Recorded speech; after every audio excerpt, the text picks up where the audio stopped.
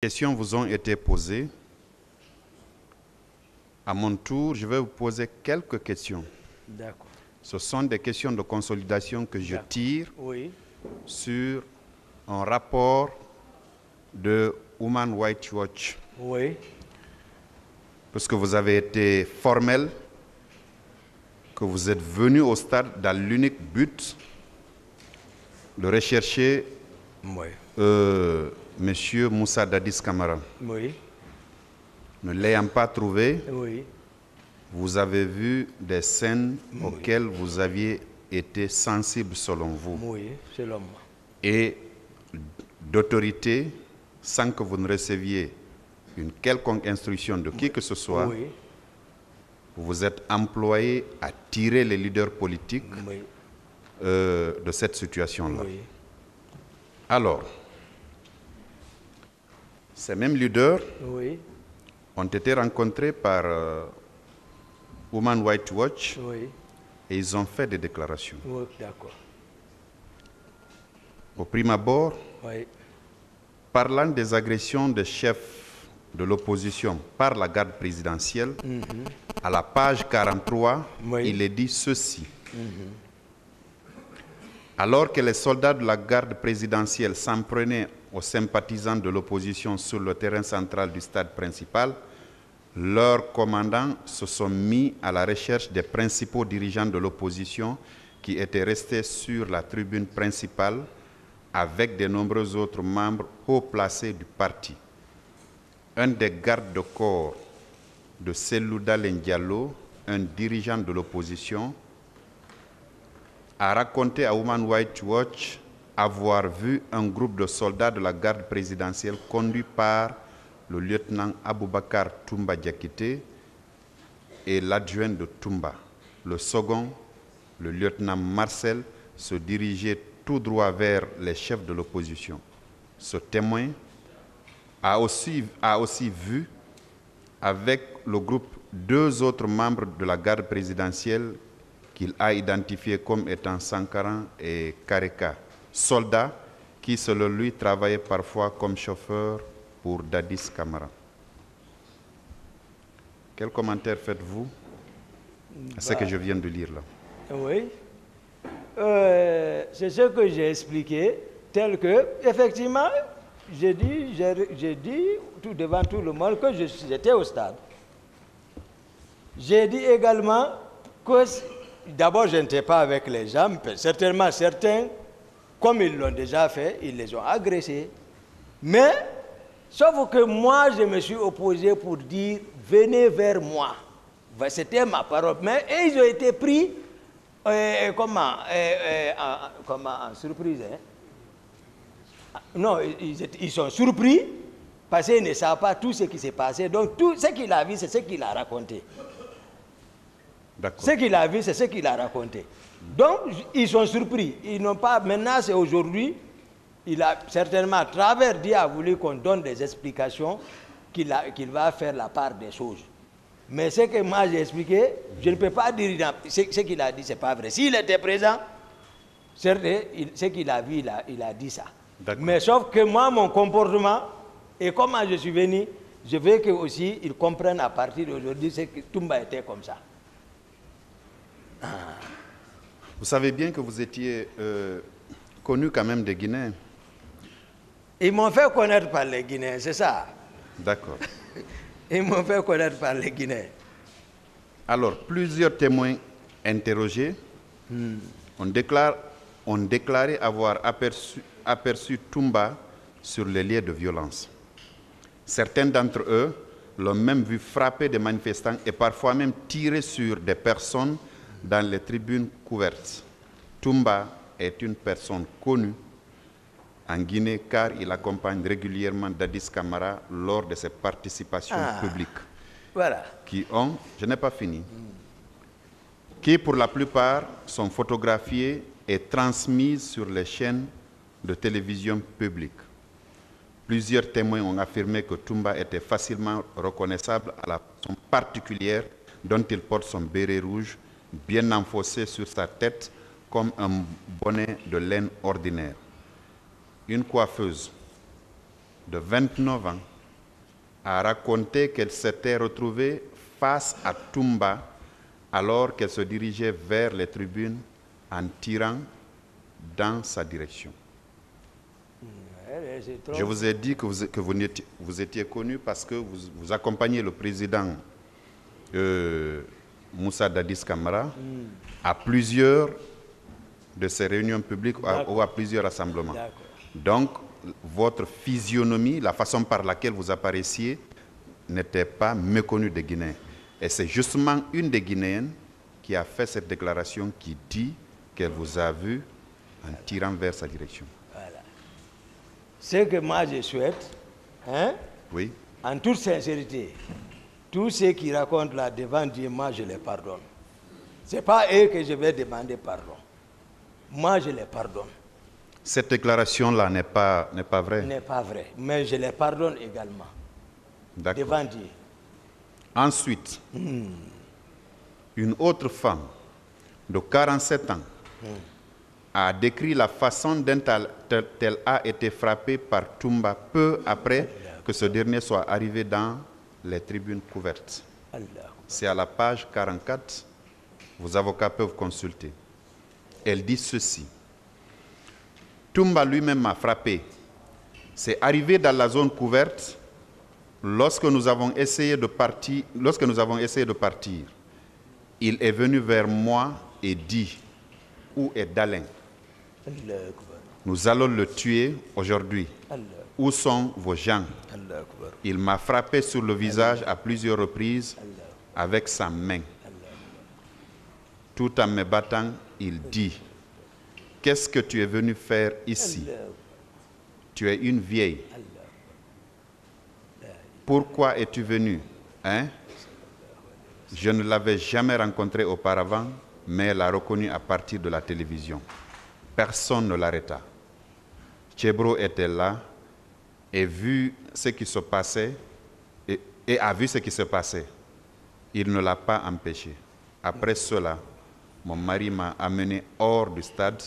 Nous avons quitté rapidement avant que nos leaders ne soient battus. Cette autre femme aussi ne dit pas la vérité. Ce n'est pas une vérité. Je veux que, puisqu'il s'agit des leaders, hein, oui. c'est-à-dire les leaders eux-mêmes, ils n'ont qu'à, ici, parce que c'est très important. Il ne faut pas que quelqu'un te sauve et puis tu t'assois, tu vois les gens en train de dire les contre-vérités. Non, je ne suis pas là encore. Voilà. On en viendra sur la partie des leaders. Voilà. Vous avez été méthodique, je vais l'être aussi. Voilà, donc c'est pas vrai. Cette autre femme ne dit pas la vérité. Pas vrai. Très bien. Alors, j'en viens aux leaders politiques. Ouais.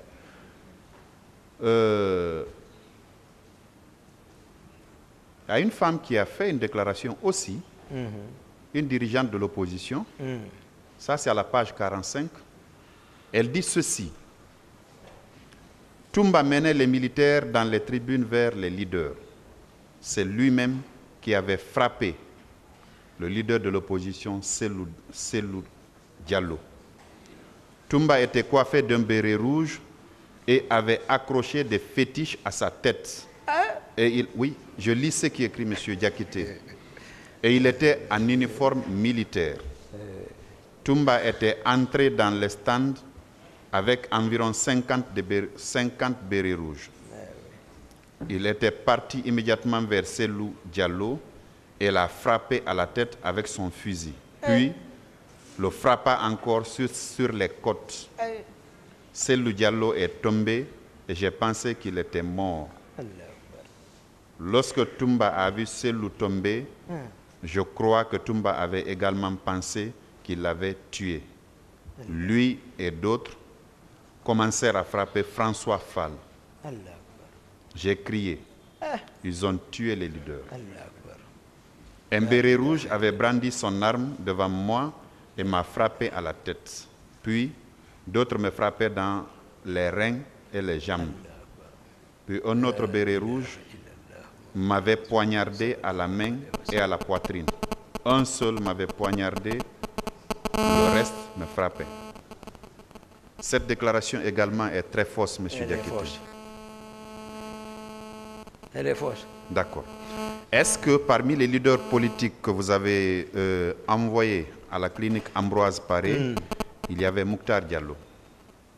Ah, je crois, Mokhtar, certainement, il devrait être dedans. Certainement. Hein? Certainement. Bien. Certainement. Alors, voici ce que lui il dit. Mokhtar Diallo, un jeune chef de l'opposition également présent sur le podium, a décrit en termes similaires l'offensive de Toumba à Human Rights Watch. Il dit ceci. Nous sommes restés sur le podium. Les militaires venaient vers nous. Toumba était devant, dirigeant les bérets rouges. Et il était avec Marcel, son adjoint, qui a joué un grand rôle. Il y avait beaucoup de bérets rouges partout. Mais le groupe qui était venu vers nous était de 20. Ils criaient. Voilà les leaders. Ils sont venus en courant vers nous.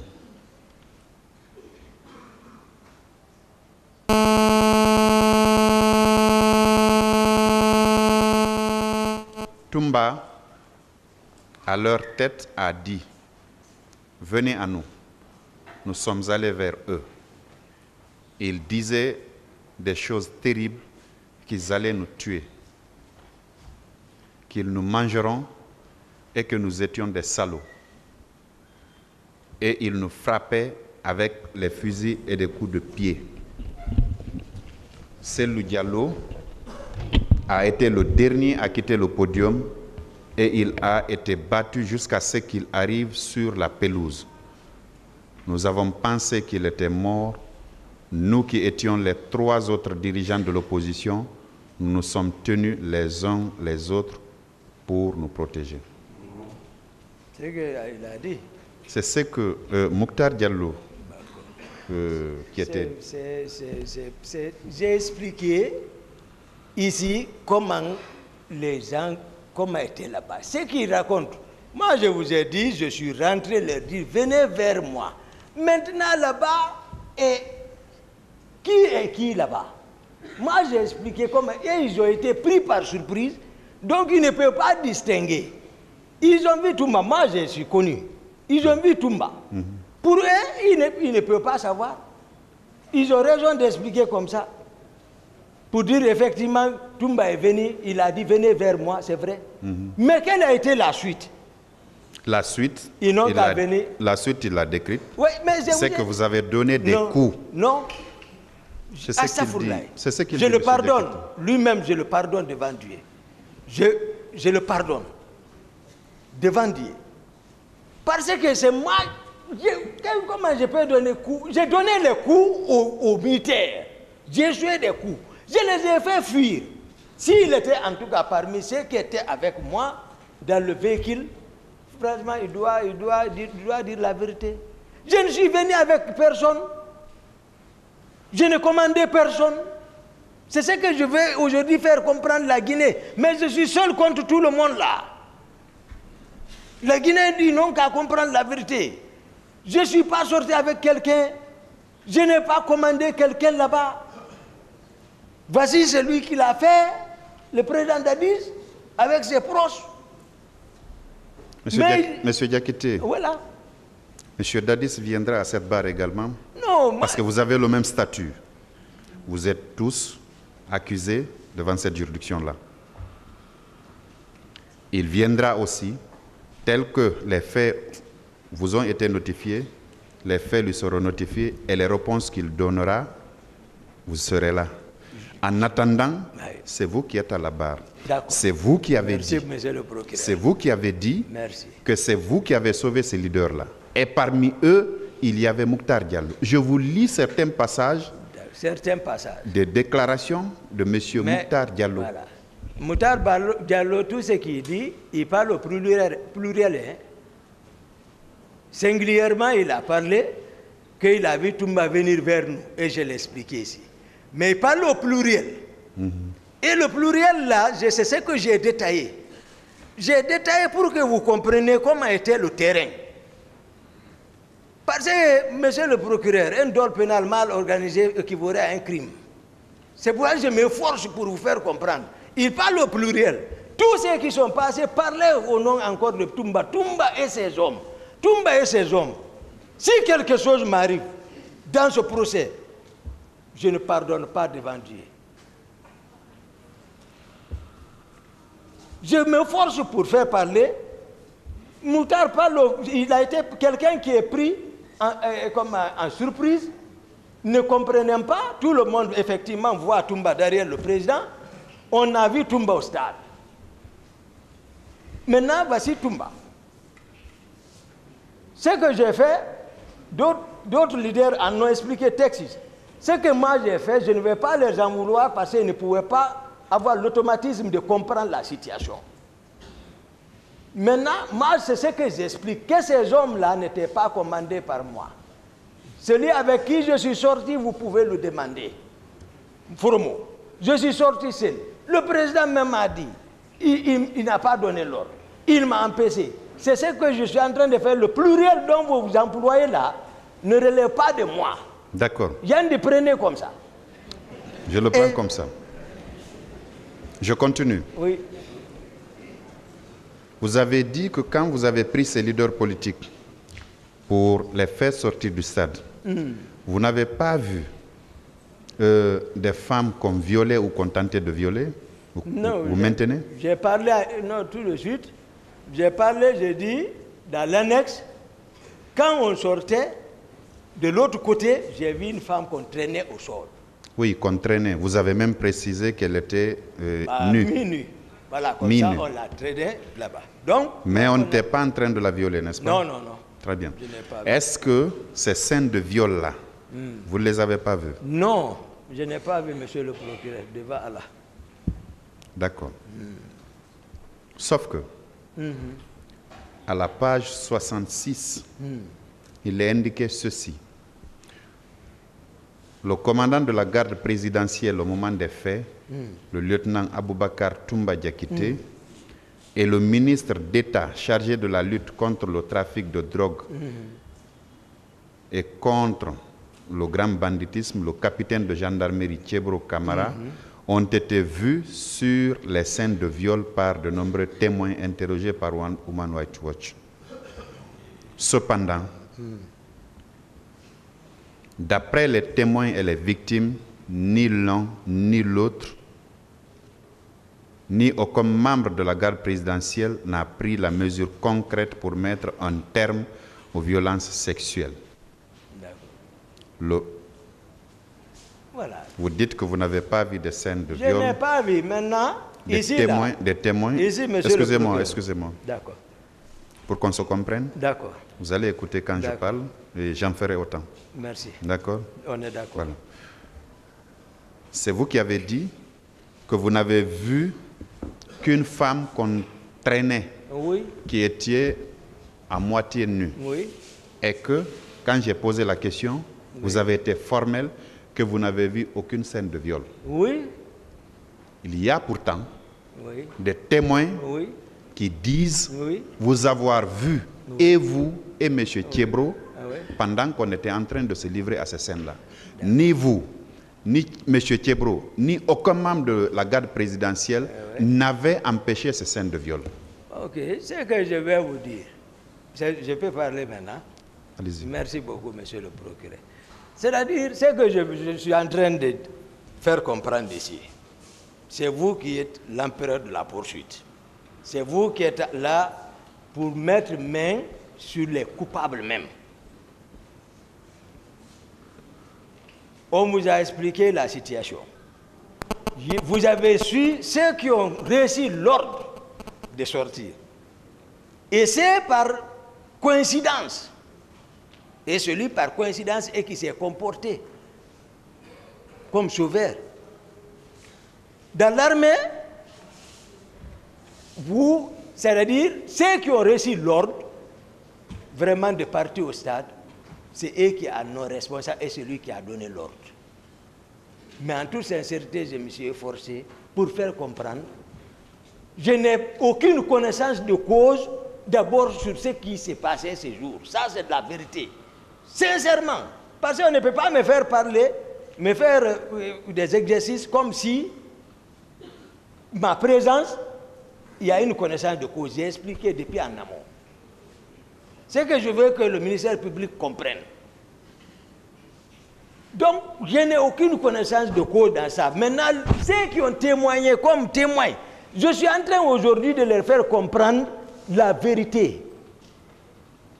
Parce que dans tous les cas, nous tous, nous allons mourir.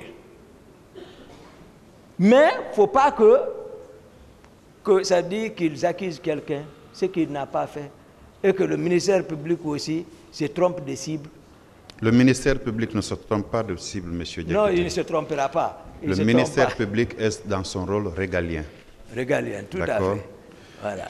Nous ne nous tromperons jamais de cible. Toumba n'a pas fait ça. Jamais alors. Jamais. Jamais. Ainsi soit-il. Ce que je dis. Oui. Je donne même les pages, c'est pour permettre à vos avocats de consulter le document sur la base duquel je suis en train de vous poser des questions. Et je l'avais dit à l'entame de mon propos. Ouais. D'accord? Je donne les pages. Ouais. La question que je vous ai posée, elle est toute simple. Est-ce que vous aviez vu, quand vous sortiez avec les leaders, des scènes de viol? Non. Non. Non. Très bien. Merci. Après le 28 septembre, le 29 et jour suivant, Ouais. avez-vous entendu parler, puisque vous étiez dans l'enceinte du camp, aviez-vous entendu parler qu'il y avait des personnes, des manifestants qui étaient retenus contre leur volonté dans ce camp-là, auxquels on faisait subir toutes sortes de supplices? Non. Vous n'avez pas entendu parler? Non. Vous n'avez pas entendu des cris de détresse d'une femme, d'un homme qu'on maltraitait? Non.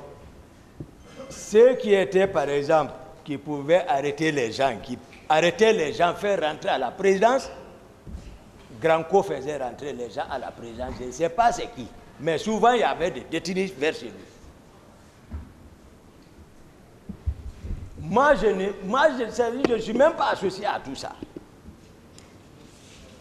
Tout ce qu'on me faisait faire passer, c'est-à-dire il faisait courir Toumba, c'est ça. C'est loin de ça. C'est un régime. C'est-à-dire, lorsqu'on parle d'une transition, il faut qu'on se comprenne. Une transition, ce n'est pas un pouvoir légal où tout, c'est-à-dire toutes les fonctions sont, c'est-à-dire légales. Un régime de transition, à moins qu'il ait la volonté. Monsieur Diakité, excusez-moi de vous interrompre. Mais si ce n'est pas ça. Excusez-moi de vous interrompre. Restez dans le cadre de ma question. Oui, c'est ça. C'est dans le cadre de votre question. C'est pour cela que les gens se comportaient comme ça. C'est pour cela que les gens se comportaient comme ça. La période dont vous parlez, où M. Pivi faisait entrer des gens là-bas, il les détenait. Il est chargé de la patrouille. Oui. Est-ce que c'était juste après le 28 septembre ou le 28 septembre même? J'ai dit tout de suite ici. Je n'ai pas oublié. J'ai dit, Pivi jouait lorsqu'il était question de savoir la fonction de chacun, entre moi et Pivi. J'ai dit, Pivi avait une patrouille mixte de différentes unités composées pour patrouiller.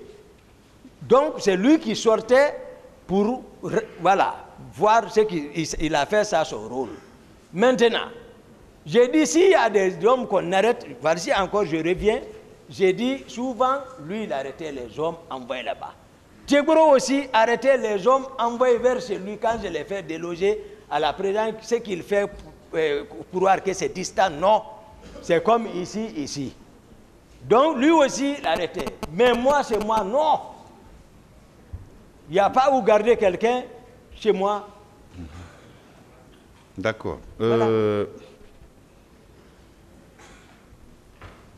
Après le 28 septembre, Ouais. vous avez entendu parler de camions militaires qui étaient remplis de corps stationnés au camp Samori? Vous en aviez entendu parler? C'est dans le réquisitoire que j'ai lu ça, sincèrement. Dans la déclaration du général Toto. D'accord. C'est dans le réquisitoire là, j'ai lu ça. Sinon, non. Moi, j'étais recherché maintenant, c'est-à-dire, le film est monté, voilà, Toumba, tu veux pas, tu es sacrifié.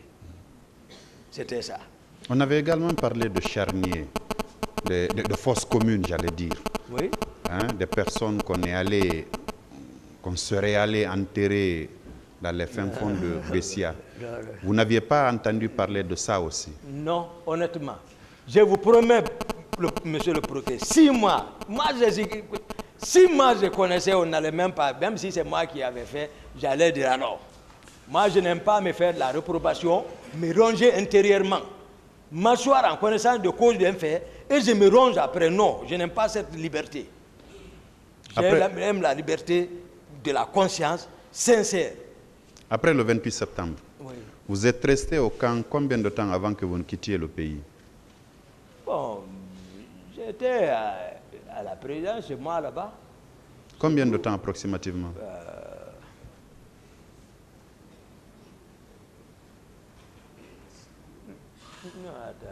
Septembre, octobre, novembre, décembre. 3 décembre. D'accord. Voilà. Depuis tout ce temps, septembre, octobre, novembre, décembre, vous n'aviez pas, parce que vous étiez très proche de... Non, ce n'était plus ça. C'était plus ça. Oui, mais pas... Je vous dis ici, depuis le même soir, j'ai dit depuis le même jour, quand les Tégros sont rentrés, voici la stratégie qu'ils avaient mise en place. C'est-à-dire, ils se sont automatiquement adaptés à la situation. Voilà ce qu'il faut faire. Il y a eu ça, et pourtant, ils en ont connaissance. Parce qu'à travers Kaléa, ils en ont conscience, mais il faut obligatoirement sacrifier. Tous ceux qui aiment parler de Machiavel, c'est qu'ils en ont connaissance de quelque chose. Donc ils ont mis cette stratégie. Moi, je suis maintenant... Voilà. Ils vous ont dit, ils ont tenté plusieurs fois de m'arrêter. C'est que ça n'allait plus. Marcel, rien entre nous. PV, rien entre nous. Le président, rien entre nous. Si ce n'est pas... Voilà, chacun est là. Voilà, moi, je ne vais pas. D'accord. Lors du fameux recrutement de Jean de Kaléa, lors de votre premier interrogatoire la semaine dernière, je crois avoir entendu, vous avoir entendu dire que quelques-uns des hauts gradés avaient chacun un quota. Oui. Vous maintenez? Oui. Et vous?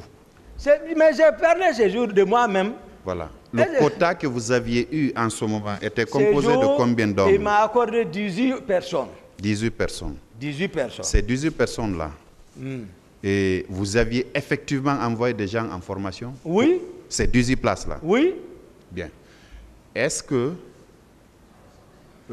parmi ceux qui sont venus au stade du 28 septembre, ces 18 personnes-là faisaient partie? Non. Et c'est ce que j'ai expliqué. Sur la route de Koya, il y a l'école de la formation de la marine nationale. Après Koya, qu'on appelle 66. Donc, ils ont sélectionné tous ceux qui ne sont pas ceux-ci sont restés là-bas. Après, c'est maintenant qui sont avec Kaléa. Maintenant, ceux qui sont restés à 66 ont été délocalisés encore vers le centre d'instruction de Kisdougou et de Kankan. C'est nous, les personnes que moi, par exemple, j'ai incorporées, et ils se sont retrouvés en eau et forêt. Ils ne faisaient pas partie des recrues de Kaléa qui sont venus? Non. Et c'est eux qui sont partis à Kisdougou. D'accord. Et à Kankan. Et ceux de Kisdougou, par indiscipline après leur formation, à l'arrivée de général Sekouba Konaté, il les a tous renvoyés. Sans matricule. C'est des Kankan qui ont été matriculés. Mais c'est différent. voilà, de Kaléa. Ma dernière question. D'accord, monsieur le procureur. Après 13 ans, Oui. 2009-2022, vous êtes formel que tous les faits contenus dans l'ordonnance qui vous a renvoyé devant la juridiction de jugement, in fine, ces faits-là, vous ne les avez pas commis. Oui, monsieur le procureur. C'est pour cela que je remercie le ciel de m'avoir donné, gardé jusqu'à date, face à la cour, face aux victimes, yeux dans yeux, face au peuple de Guinée, que voici ma version des faits, que c'est leur fils. Tout ce qui a été dit a été monté, mais ce n'est pas moi. Je n'ai pas fait ça. Ce que j'ai dit, je veux qu'ils croient en ça. Et que tous ceux qui m'ont accusé, je les pardonne. Moi. Merci. Merci, monsieur. Merci, monsieur le président. Avant que vous ne voyagiez. Parfait. Et ça, c'était à quelle date votre voyage, monsieur? Mon voyage, c'était le 26. 26 septembre. 26. Et c'est pour cette raison, la date fixée du 28 ne concordant pas à ce que je voudrais l'importance du 28 septembre qui révèle le caractère, c'est en ce moment où les leaders, les religieux et les 4 communautés régionales ont essayé de jouer leur rôle pour le report de la manifestation du 28. Très bien, vous l'avez expliqué tantôt. Vous avez dit, ma question, vous l'avez répondu, c'était le 26. Oui. Alors, l'ayant appris le 26, par qui vous avez été informé? Ou bien c'est un courrier qu'on a fait pour vous informer officiellement que ce meeting-là allait se tenir? Par qui vous l'avez appris? Non, ici, monsieur le procureur, il ne faut pas mettre l'anathème sur qui que ce soit. Et j'avais aussi un service de renseignement. C'est par vos services de renseignement que vous avez appris, le 26, que les leaders politiques envisageaient un meeting pour le 28 septembre. Effectivement, oui. Bien. Alors, quand vous l'avez appris, c'était dans la matinée du 26 ou bien c'est dans la nuit que vous l'avez appris? Non, c'était pas dans la nuit. C'était au courant de la journée. Parfait. Parce que avant même que je ne voyage, j'étais déjà informé. Ce n'était pas dans la nuit. Alors, le 28, vers 1h du matin, vous avez appelé M. Sidia Touré. Oui. Pour lui demander de reporter le dit meeting à une autre date. Oui. Et l'endroit, éventuellement, de tenir le meeting au niveau du stade de Nongo, c'est ça? Oui. Bien. Est-ce que vous confirmez, c'est avec le téléphone de M. Thibou Camara que vous avez pu joindre M. Touré, qui vous a dit qu'il se faisait tard, il était déjà le 28, et qu'à cette heure, il ne pouvait appeler aucun leader politique pour demander un quelconque report? Merci, vous monsieur. Le confirmez? Oui, je voulais juste vous dire un petit mot. Et tout ça, ça prouve à suffisance, même dans mon PV, vous n'allez pas voir apparaître le nom de Thibou Camara. Ça veut dire que j'étais tellement fatigué, j'ai juste demandé, est-ce que je peux joindre M. Sidia? Entre Dieu et moi, si ce n'est pas que lors d'une interview où M. Sidia même a reconnu, ou bien lors d'une interview que Thibou a reconnu, je n'allais jamais connaître qui m'avait donné ce jour-là le téléphone. Voilà. Parce que dans mon PV, le nom de Tibou même n'apparaît pas. D'accord. Monsieur Moussa Thiebro Camara était présent au moment où vous effectuez l'appel? Au moment où je ne me rappelle pas, sauf que lui-même qu'il dise qu'il était là, mais Tibou même que je n'ai pas pu l'identifier, quelqu'un qui prend son téléphone qui te donne, que tu ne peux pas l'identifier que c'est son téléphone. Tibou, s'il était là-bas, c'est lui qui le dira, mais mes souvenirs ne me disent pas que le colonel Tebro était là ce jour. D'accord. Il n'y avait la présence d'aucune autre personne? Il n'y avait, monsieur le procureur, sur tout ce qui m'est cher entre Dieu et moi, il n'y avait la présence d'aucune autre personne. J'étais déjà couché, monsieur le procureur. On vient, on me tape la porte. Et comme généralement les gens, souvent ils restaient au salon, même de certains ministres, s'ils veulent me voir, c'est en ce moment-là que les choses sont passées. Vers 1 heure, aucun n'était avec moi. Bien. À ma connaissance. Répondant tout de suite à une des questions de Monsieur le Président, vous avez indiqué que c'est aux alentours de 10 heures que Monsieur Joseph Makambo est venu vous réveiller pour vous dire que la manifestation a bel et bien eu lieu et qu'elle a dégénéré. Vous le confirmez? Parfait. Alors, ayant appris que la manifestation a dégénéré, quelle a été votre réaction en ce moment? C'est-à-dire que du moment que la manifestation était déjà en cours ou bien avant? Je me répète. Ouais. Quand vous répondiez tout de suite à une question posée par Monsieur le Président du tribunal, vous avez indiqué que vous dormiez et que votre officier Joseph Makambo, il s'appelle, est venu vous réveiller pour vous signifier, Monsieur le Président, la manifestation a bel et bien eu lieu, en rajoutant qu'elle a dégénéré. Ayant appris cela, je demande quelle a été votre réaction à l'instant. Non, monsieur le procureur, il y a un peu quelques amalgames par rapport à la question. Pourquoi je dis que ce n'est pas tellement ça?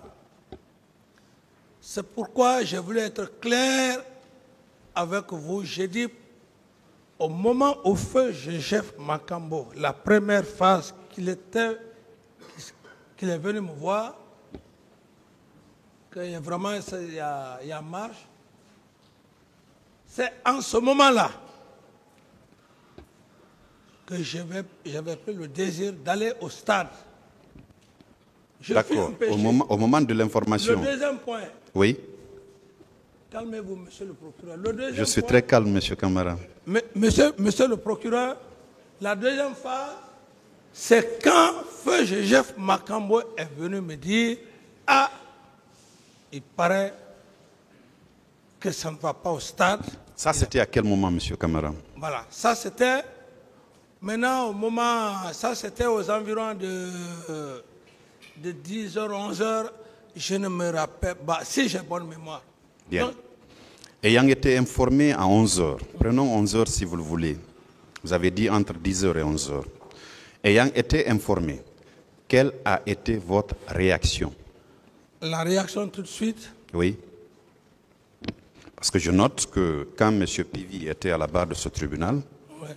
il avait indiqué qu'effectivement, à son retour d'une mission vers Manéa, C'est comme si vous me...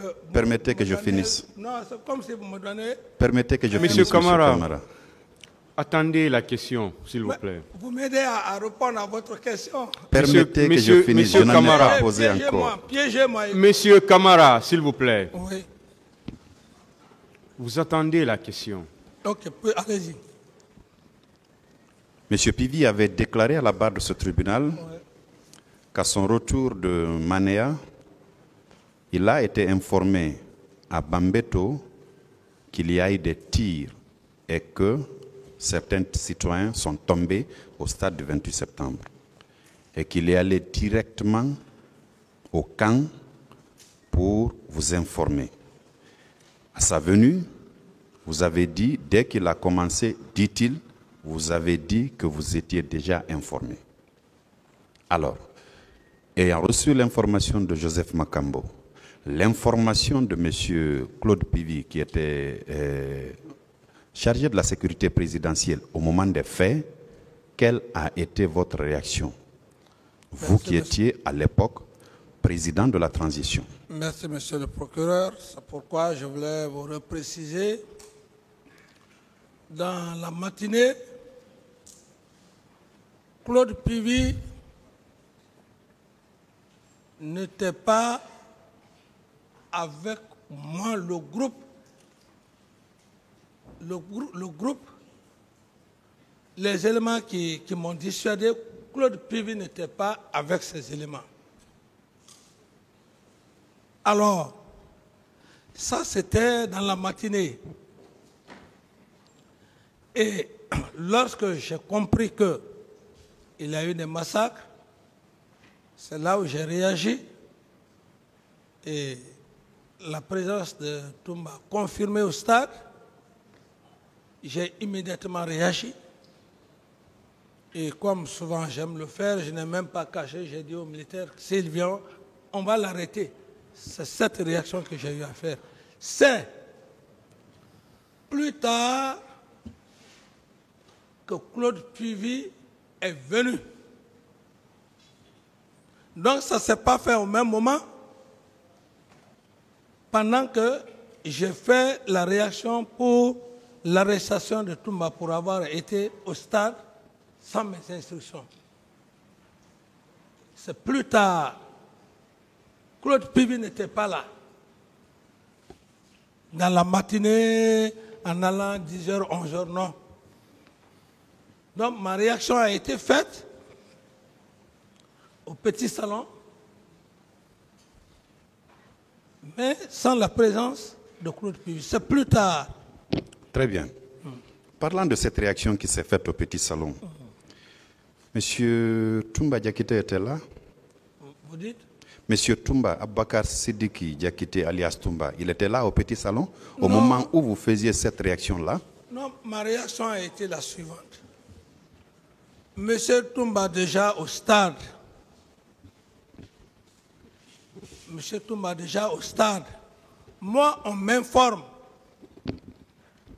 qu'il y a eu des massacres.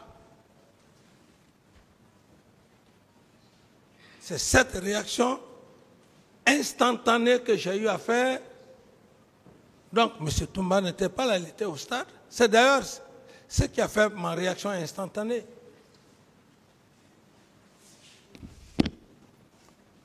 Très bien. Il résulte des déclarations de même M. Abakar Sidiki Diakité alias Toumba, tenues tant lors de son interrogatoire devant les juges d'instruction qu'à la barre de ce tribunal, il y a des semaines avant, il disait que quand vous avez été informé des massacres, comme vous le dites, qui ont eu lieu au stade du 28 septembre, dans votre salon, que vous avez eu une réaction. Et il a même imité les gestes, selon lui, que vous faisiez ce jour. Il a dit, je le cite, qui tient ça de vous, que le pouvoir est à terre. Ils vont le regretter, allez les mater. Fin de citation. Monsieur Toumba dit qu'il était effectivement au salon, que vous faisiez des va-et-vient avec cette déclaration-là. Le pouvoir est à terre, et ils vont le regretter, parlant justement des leaders politiques, et d'aller les mater. Est-ce que vous avez eu cette réaction dans votre salon le 28 septembre, quand vous avez appris que le meeting a dégénéré et que on a tiré sur votre population? Merci, Monsieur le Président. Procureur. Merci, Monsieur le Procureur. Vous savez, d'abord, j'ai dit non, et en précisant aussi, un homme qui a pris le courage de vous tirer à bout portant, par la grâce de Dieu, il vous rate. Par rapport à des allégations, est-ce qu'il va se gêner? Quelqu'un qui ne s'est pas gêné pour vous tuer. Tout ça, ça veut dire quoi, Monsieur le Président? Archi faux, parce que ce n'est pas de la vérité. Ce n'est pas de la vérité. Je continue. Et donc, vous n'avez pas donné des instructions à M. Diakité, qui était votre aide de camp, d'aller au stade ce jour-là?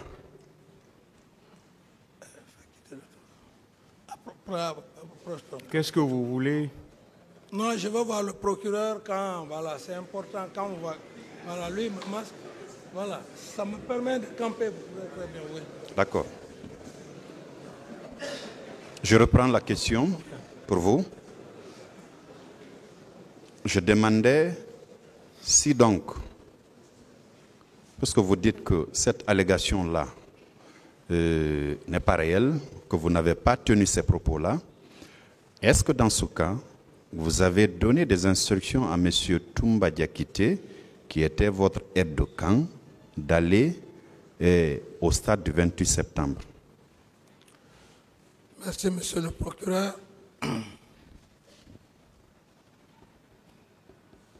M. Toumba Diakité a dit publiquement devant le tribunal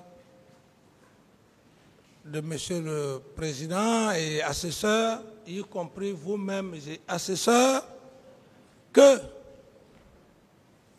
le président Dadis ne m'a pas donné des ordres. Très bien. Ensuite, le commandant de gendarmerie, M. Moussa Tchebro Kamara, à lui, avez-vous donné des instructions pour aller au stade du 28 septembre? Ce même 28 septembre 2009? Non et non, parce que la gendarmerie, les attributions de la gendarmerie, je ne m'occupe pas de ça, c'est une autre attribution quand il s'agit de manifestations. On ne s'est pas vu. Non seulement le matin. Pourquoi? Il faut que je précise. Parce que le colonel Teboro lui-même, très difficilement, on se voyait. Parce que lui, à chaque matin, il ne cherchait même, on ne se voyait pas. Il sort avec ses hommes, patrouille diurne et nocturne. Donc, ce jour-là, on ne s'était pas vu. C'est quand, voilà, je laisse que vous allez poser les questions pour être en harmonie avec vous. Voilà.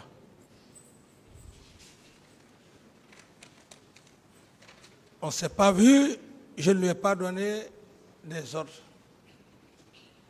Vous n'avez pas donné d'ordre? Non. À qui que ce soit?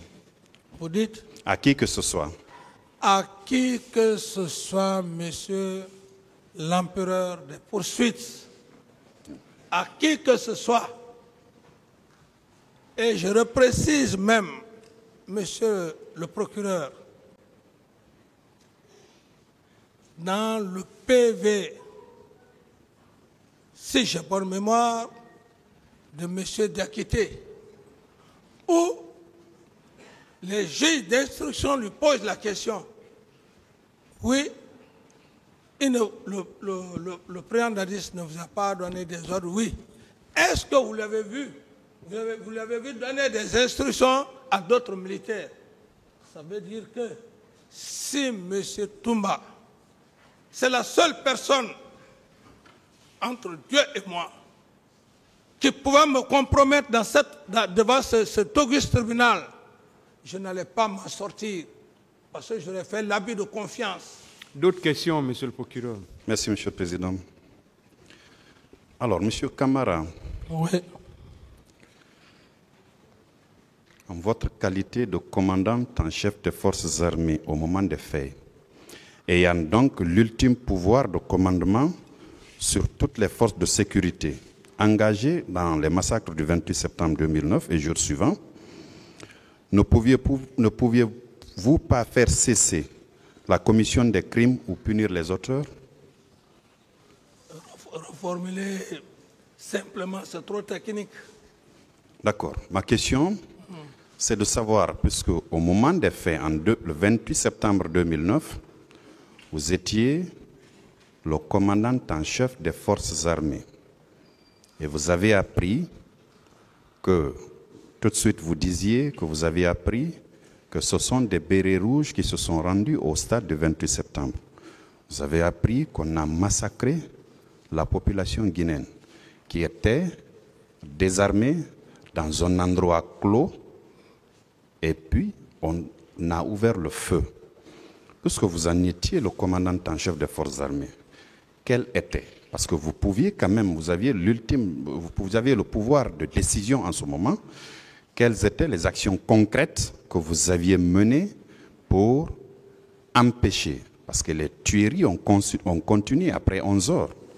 Et vous avez été informé à 11 heures. Quelles sont les actions que vous avez entreprises pour les faire arrêter et les informations qu'on vous remontait? Vous avez dit que vous aviez des services de renseignement qui vous remontaient les informations. Ces services vous ont remonté les informations comme quoi peut-être tel était au stade. Vous avez dit le nom de M. Abakar Sidiki Diakité alias Toumba.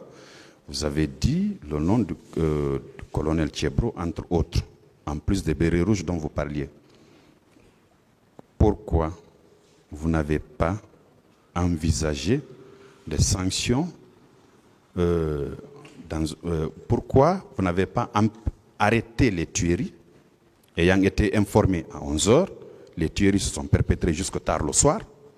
Ensuite, second volet de la question, pourquoi vous n'avez pas contribué peut-être à arrêter, traduire ce que vous indiquez là devant les instances chargées de les punir? Monsieur le procureur, si je vais d'abord pourquoi?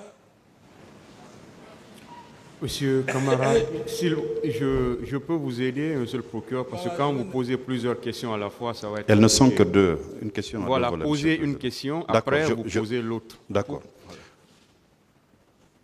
Monsieur Camara, Moussa Dadis Camara, commandant en chef des forces armées, le 28 septembre 2009, pourquoi vous n'avez pas empêché la continuation des crimes qui se commettaient au stade du 28 septembre?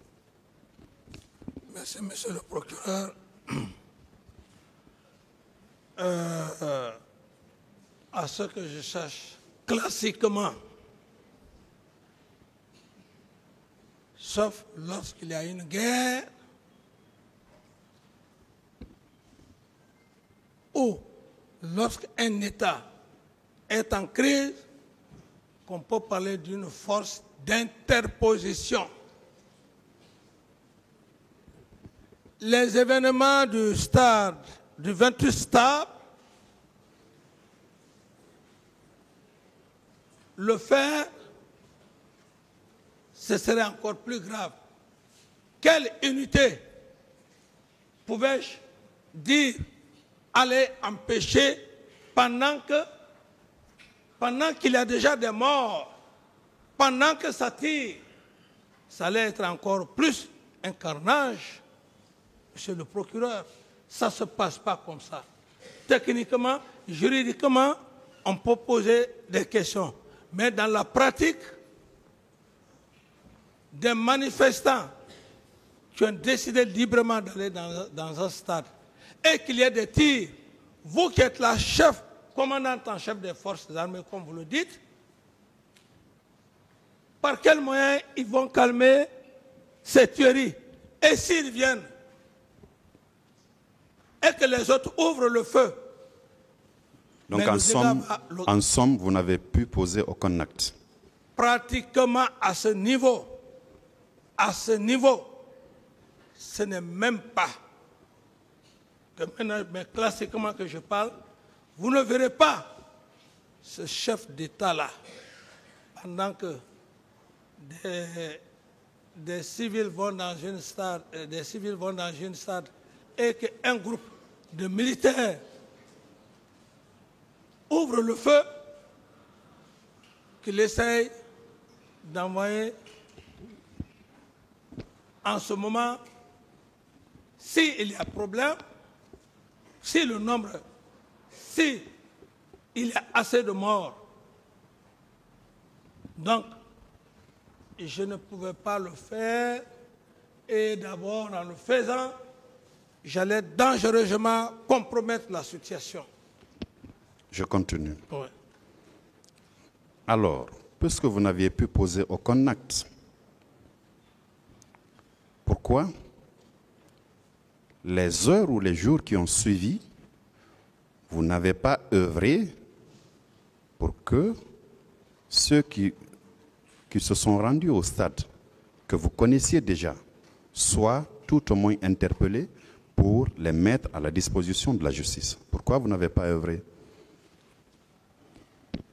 Merci pour la question, monsieur le procureur. Après les événements du 28 septembre, j'ai tout de suite pris les dispositions pour arrêter l'élément principal qui était sous mon commandement et qui avait les hommes du régiment.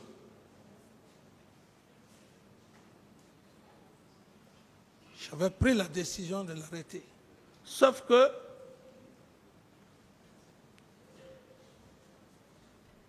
il a aussitôt compris, il s'est préparé conséquemment, il s'est retranché au camp Koundara ici, et le jour où il venait me voir, quand Jeff Makambo est venu m'informer que Touma est venu, je lui ai dit, il faut qu'il soit arrêté.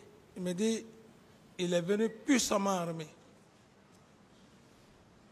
Et moi-même, quand Touma est rentré dans mon bureau, il avait un parka où il avait dissimulé des grenades. C'est là où il s'est assis, je lui ai posé la question, pourquoi ta présence au stade le 28 septembre? C'est là où il a essayé de raconter tout ce qu'il voulait raconter. Bon, voilà, je suis allé, bon, j'ai sauvé les leaders, blabla, de n'importe quoi. Je ne pouvais pas l'arrêter. Vous ne pouvez pas l'arrêter? Je ne pouvais pas l'arrêter parce que il était puissamment armé.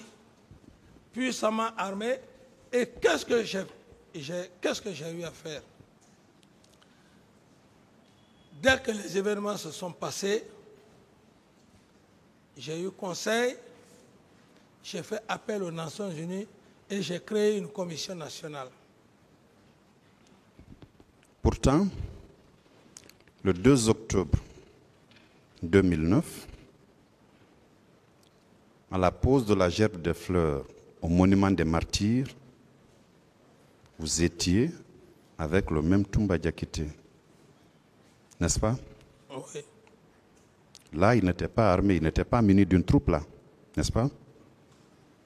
Qu'est-ce qui explique que tout ce temps, il ne soit pas arrêté? Merci bien, monsieur le procureur.